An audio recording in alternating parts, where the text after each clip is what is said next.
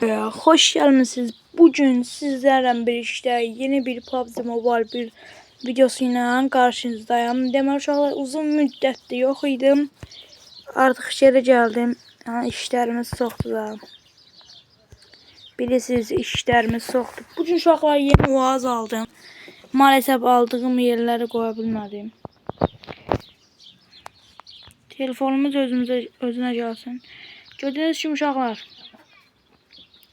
Oğaza bakın da bir tane oğaz özülü. Bu oğazı bir tane eğitimde sınayak qaqa. Eğitim hardadır?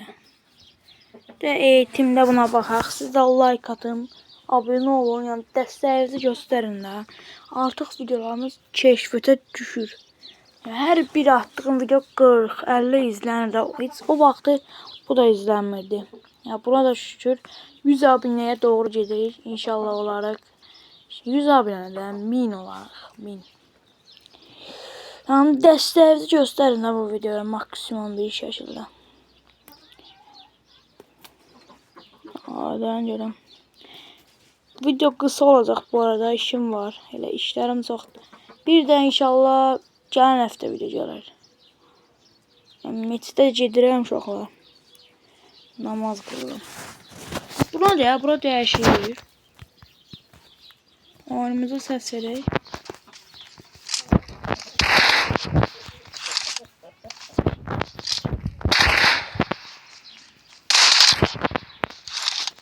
Bir dənə isə vurmamış getməzdi.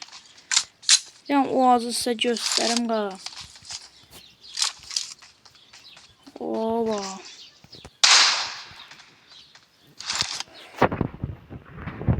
Özüdür da. Aşağı sardı. Bu ne da? Şuraya minik gezelim. Özüdür da kaka. Bal kavalazdı. Hayalimin vardı burası. Hayalimin.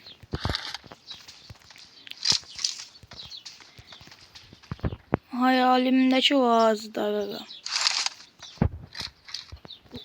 Koy bunu böyle açıklığa çekeyim.